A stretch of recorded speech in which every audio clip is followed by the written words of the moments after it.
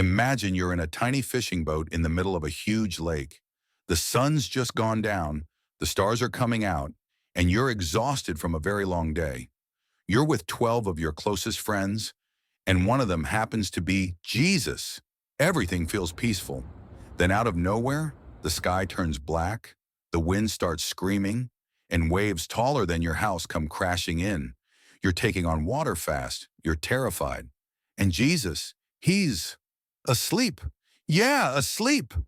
Today we're diving into one of the wildest nights on the Sea of Galilee, and the moment that made 12 grown fishermen drop their jaws and whisper, "Who is this guy?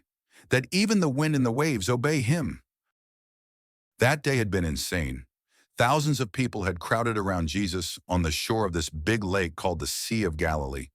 He'd been teaching all day, stories about seeds, lamps, and the kingdom of God. By evening, everyone's wiped out. Jesus looks at his 12 disciples, a mix of fishermen, a tax collector, normal guys, and says, "Let's cross to the other side." They push off in one little boat. The crowd stays behind. Four of these guys are professional fishermen: Peter, Andrew, James, John. They've spent their whole lives on this lake. They know every ripple, every breeze. If anyone feels safe on the water, it's them. So they start sailing.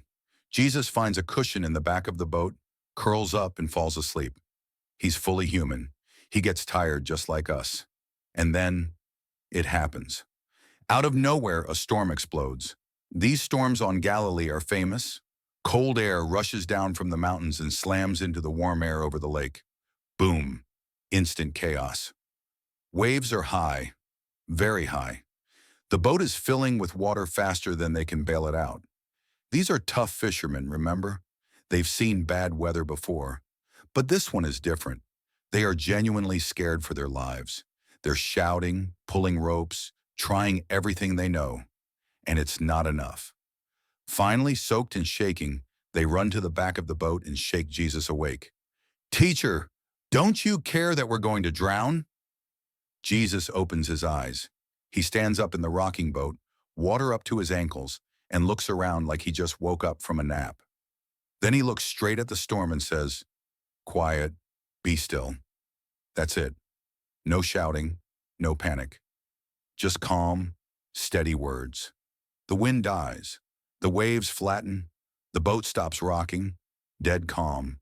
You could hear a pin drop. The disciples just stare at each other, mouths open. They've spent years on this lake and have never seen anything like this. Not even close. Jesus turns to them and asks a question that's honestly kind of gentle, but it hits them like a second storm. "Why are you so afraid? Do you still have no faith?" You can almost feel the silence in the boat. They're not scared of the storm anymore. Now they're terrified of the man standing in front of them. One of them whispers what they're all thinking: "Who is this? Even the wind and the waves obey him." Here's the thing. That same Jesus who stood up in a little boat 2,000 years ago is still with us in our storms today. The medical diagnosis, the bank account that's too low, the marriage that's falling apart, the fear that keeps you awake at night. He's not asleep on the job.